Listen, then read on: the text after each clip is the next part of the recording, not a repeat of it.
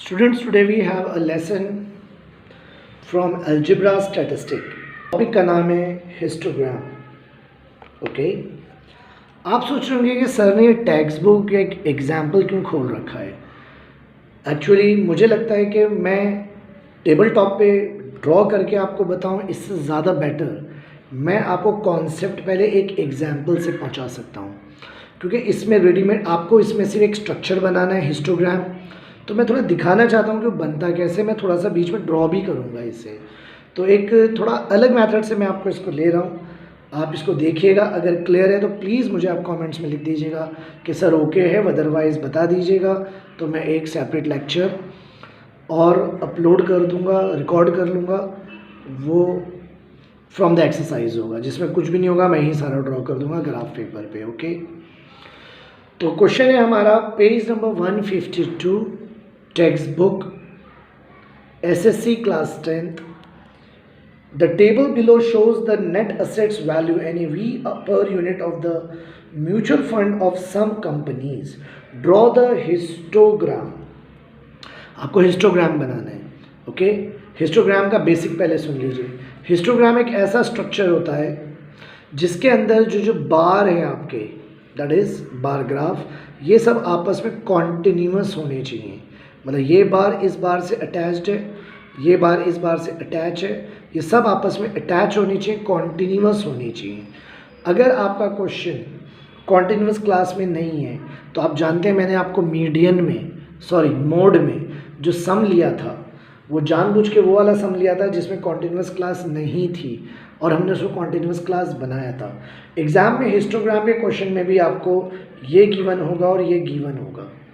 मतलब आपको हिस्टोग्राम के क्वेश्चन में गिवन होगा आपका क्लास, इंटरवल और फ्रीक्वेंसी.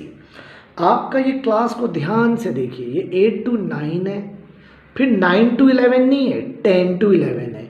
यानी यहाँ 9 पे एंड हो रहा है और 10 पे स्टार्ट हो रहा है, यानी इनके बीच में 1 का डिफरेंस है, गैप है. तो इसका मतलब ये कॉन्टिन्यूस नहीं है. ऐसे ही ये यहाँ पर 11 है पे एंड हो रहा है, लेकिन 12 से स्टार्ट हो रहा है, तो इसमें गैप आ रहा है, तो ये कॉन्टिन्यूस क्लास नहीं है. तो सबसे पहले आपको हिस्टोग्राम के क्वेश्चन में ये देखना है कि if my class interval is in continuous class, then वो डायरेक्ट सॉल्व होगा. बट अगर ये कॉन्टिन्यूस क्लास नहीं है तो आपको इसको कॉन्टिन्यूस क्लास में कन्वर्ट करना है, बदलना है. कैसे? 8 to 9 मोड के समय मैंने आपको बताया था कितने का डिफरेंस है दोनों में, 9 और 10, मतलब 1 का डिफरेंस आ रहा है, 1 का गैप आ रहा है. तो 1 का आधा कितना होता है? हाफ. तो इस 8 को यानी लोअर लिमिट को 0.5 कम करेंगे और अपर लिमिट को 0.5 बढ़ा देंगे. लोअर लिमिट को 0.5 कम करेंगे, अपर लिमिट को 0.5 इंक्रीज करेंगे, लोअर लिमिट को 0.5 डिक्रीज करेंगे, और 13 है यहाँ पर, ये 0.5 इंक्रीज होगा तो ये 13.5. तो ये मेरा क्वेश्चन है और ये मेरे आंसर की टेबल है. टॉपिक का नाम है हिस्टोग्राम, जिसमें आपको अगर कॉन्टिन्यूस क्लास में क्वेश्चन गिवन है तो आप डायरेक्ट सॉल्व करेंगे, और अगर कॉन्टिन्यूस नहीं है तो आपको इसको कॉन्टिन्यूस बनाना है. कैसे बनाना है? 1 का गैप है तो 0.5 कम 0.5 ज़्यादा, 0.5 कम 0.5 ज़्यादा. इससे फ़ायदा क्या हुआ? ये कॉन्टिन्यूस हो गया. 7.5 से 9.5, देखो फिर 9.5 से 11.5, 11.5 से 13.5, तो ये क्लास कॉन्टिन्यूस हो गई. फ्रीक्वेंसी वही आएगी जो क्वेश्चन में, वो चेंज नहीं होगी. तो this is all about your histogram की टेबल. ओके, और अगर ये कॉन्टिन्यूस होता तो ये टेबल ही बनानी नहीं पड़ती, फिर डायरेक्ट हिस्टोग्राम. हिस्टोग्राम क्या होता है? ये एक रेडीमेड आंसर है. मैं आपको एक एक चीज़ इसलिए दिखा रहा हूँ कि कौन सी चीज़ कहाँ है ऑलरेडी, आप भी देख सकें और मैं वहाँ पर आपको एक्सप्लेन कर दूँ. ओके, तो ये बेटर रहेगा.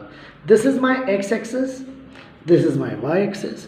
ऑलवेज क्लास जो होती है, क्लास इंटरवल, वो आपको एक्स एक्सिस पे लेना है, और ऑलवेज फ्रीक्वेंसी को आपको वाई एक्सिस पे लेना है. अगर आपने उल्टा कर दिया तो आपके मार्क्स नहीं मिलेंगे, गलत, रॉन्ग हो जाएगा. फिर ग्राफ पेपर पे बनाना है, बिना ग्राफ पेपर के भी आप बना सकते हैं इसे, ठीक है ना, प्रैक्टिस के लिए. स्केल लिखना होता है. स्केल एक्स एक्सिस हमेशा ही लिखना है 1 सेंटीमीटर, वाई एक्सिस 1 सेंटीमीटर. अब इस 1 सेंटीमीटर के आगे लिखा हुआ है ₹2. ओके, तो ये 2 कहाँ से आया? ध्यान से देखिए, इन सब में 2 का गैप है एक्स एक्सिस पर। ओके, ये जो एक्स एक्सिस है हमारी, ये एक्स एक्सिस है ना, और ये भी एक्स है। कितने का गैप है सब में? 2, तो यहाँ लिखेंगे 2। और ये वाई एक्सिस में कितने का गैप है? 5 का गैप है, तो वाई एक्सिस पे लिखेंगे 5। Got it? अब ये बार कैसे बनाना है सर? बार ऐसे बनाना है कि यहाँ आपने लिया है 7.5 से 9.5, 9.5 से 11.5, 11.5 से 13.5। ओके, बट ये जो एक बॉक्स है 1 सेंटीमीटर का, ये 2 यूनिट्स के इक्वल है। ओके, तो ये भी 2 यूनिट्स हैं और ओरिजिन स्टार्ट होता है फ्रॉम द 0, तो ये सिर्फ 2 यूनिट्स हैं, ये तो 7.5, इसलिए ये 1 सेंटीमीटर बॉक्स को मैं 2 ले रहा हूँ, लेकिन ये 1 सेंटीमीटर बॉक्स को मैं 2 नहीं ले रहा हूँ, 7.5 ले रहा हूँ, 0 से 7.5। तो गलत बात है ना कि ये 2 का गैप है और ये 7.5 का, इसलिए एक मार्क बनाते हैं और इस मार्क को कहते हैं क्रिंक मार्क। क्या कहते हैं? क्रिंक। इस टाइप से जो लाइन है उसमें जो इस टाइप से आप बनाते हैं, that is called as crink. I think so spelling ही होती है क्रिंक की। इस क्रिंक मार्क का मतलब है कि ये 0 से लेकर 7.5 तक है, उसके बाद 2 का डिफरेंस है। अब बताइए 7.5 से 9.5 कितना है मेरा? 20। तो मैं लिखूंगा 7.5 से 9.5 20 यानी 5, 10, 15, 20। एक स्ट्रेट लाइन लूँगा, फिर मैं ऐसे एक बॉक्स को कंप्लीट बार बना दूंगा। ओके, ये कलर करना ज़रूरी नहीं है, शेड करना ज़रूरी नहीं है। फिर मेरा क्या है? 9.5 से 11.5 40, तो 9.5 से 11.5 के लिए 40 लेना है, तो ये रहा 40। तो ये आया 9.5 से 11.5 40। फिर क्या लिखा है बाजू में? 11.5 से 13.5 30। बार बार स्केल रखने की ज़रूरत नहीं है। अब ये 30 है ना, 30 पे एक लाइन ऐसे खींचिए और स्ट्रेट लाइन डाउन। फिर कितना? 25 पे ऐसे एक लाइन खींचिए, 25 पे, ये 25 है, 25 से एक लाइन खींचिए एंड दिस डाउन। फिर कितना लास्ट में? 15, तो 15 पे एक ऐसे लाइन खींचिए, then it's down. This is all about your histogram. चलिए फिर भी एक्सरसाइज का एक फर्स्ट सम ले लेते हैं। ओके, एक्सरसाइज का एक सम ले लेते हैं, कोई बड़ी बात नहीं है। क्या है हिस्टोग्राम का एक्सरसाइज का फर्स्ट सम? ओके, हिस्टोग्राम ड्रॉ करना है। हाइट ऑफ स्टूडेंट्स गिवन है 135 से 140, देन 140 से 145। इट मीन्स दैट हमारा क्वेश्चन कॉन्टिन्यूस क्लास में गिवन है। 135 से 140, 140 से 145, तो ये अलग अलग नहीं है, सेम है। इसका मतलब हमारा क्वेश्चन कॉन्टिन्यूस क्लास में है। तो इससे पहले जो सम कराया डेसिमल लिया, उस तरह आपको 0.5 कम 0.5 ज़्यादा इस सम में नहीं करना है, क्योंकि कॉन्टिन्यूस क्लास में ऑलरेडी है। अब देखो इसमें डिफरेंस है, 3 पे ख़त्म हो रहा है 4, इसमें 1 का डिफरेंस है, तो इस सम में करेंगे 0.5 कम और 0.5 ज़्यादा, इस सम में करेंगे। ओके, नाउ अब कैसे बनाना है वो आपके सामने है। ठीक, 1। अब क्रिंक मार्क क्यों लगाया? फिर वही बात, मेरी एक्स एक्सिस की जो यूनिट है वो 1 सेंटीमीटर 5 यूनिट के बराबर है। तो 135, अगर मैं 0 से लूँगा, 0 से 5 से 10 तो 135 तो पता नहीं पेपर के भी बाहर चला जाएगा। इसलिए क्या करते हैं, 0 से लेके 135 तक को एक साथ आप ले जा रहे हैं, डायरेक्ट जंप करके 135 पे, तो इसलिए ये क्रिंक मार्क बनाते हैं आप। ओके, फिर 135 से 140, 140 से 145, 45 से 150, 155, 55 के गैप का आपने यूनिट ली। और मेरा नंबर ऑफ स्टूडेंट फ्रिक्वेंसी जो है वो क्या है? 4, 8, 12, 16। तो मैंने वही 4, 8, 12, 16 ले लिया। 1 सेंटीमीटर वाई एक्सिस पर 4 यूनिट का है। नाउ 135 से 140 कितना है? 4। तो ये ऐसे बनाएंगे, 135 से 140 ऐसे 4, दैट्स ऑल। 140 से 145 कितना है? 12। तो ये आएगा 12।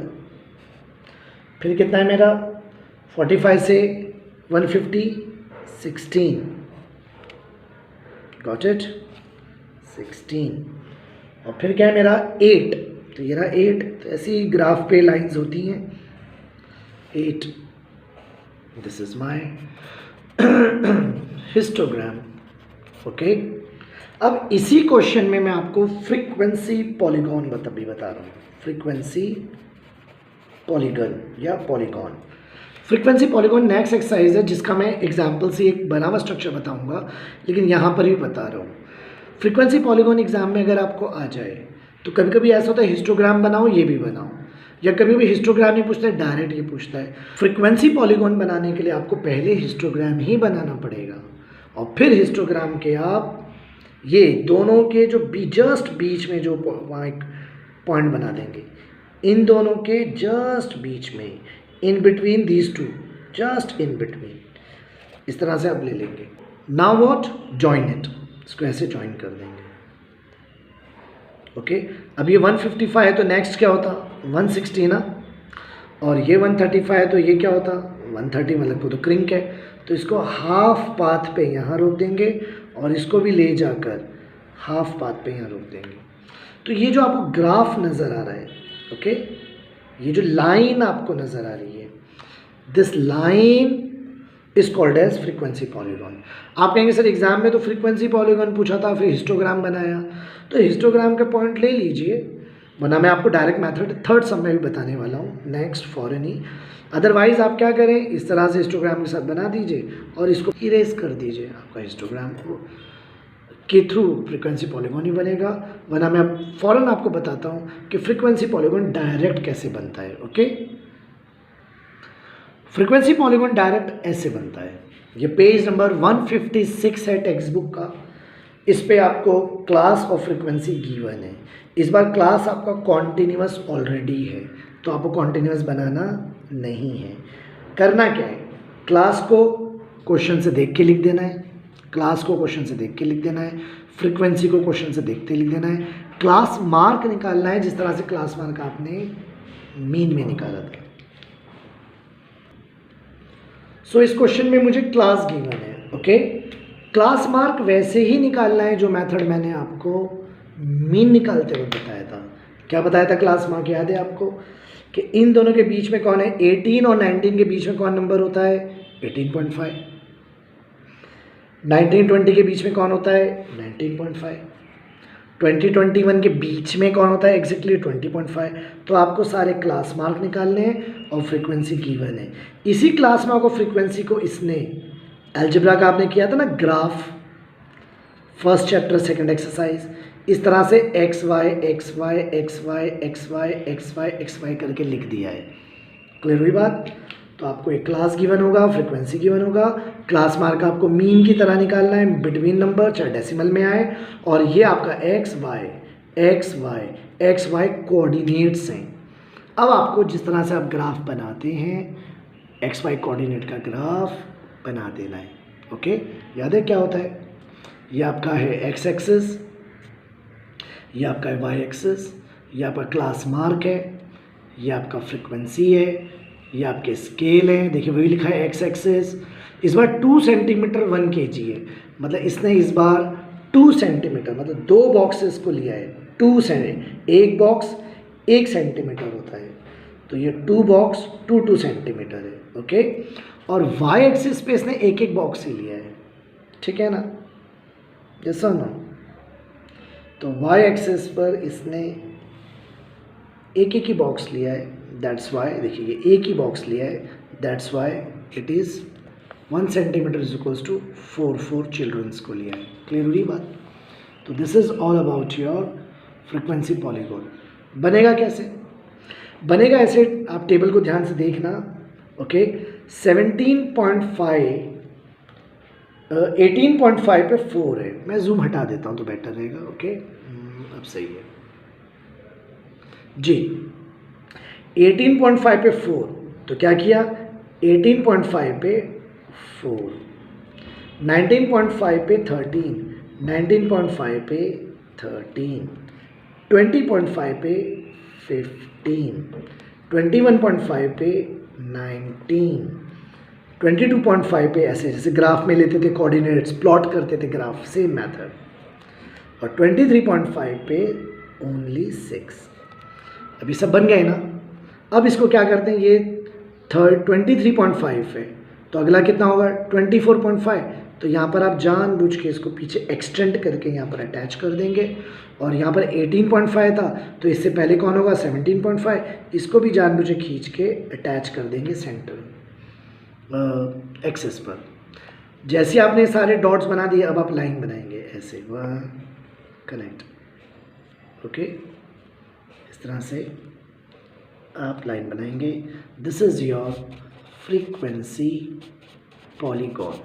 इससे पहले मैंने हिस्टोग्राम के साथ कैसे बनाते हैं वो भी बताया, और यहाँ मैंने ऐसे बताया है।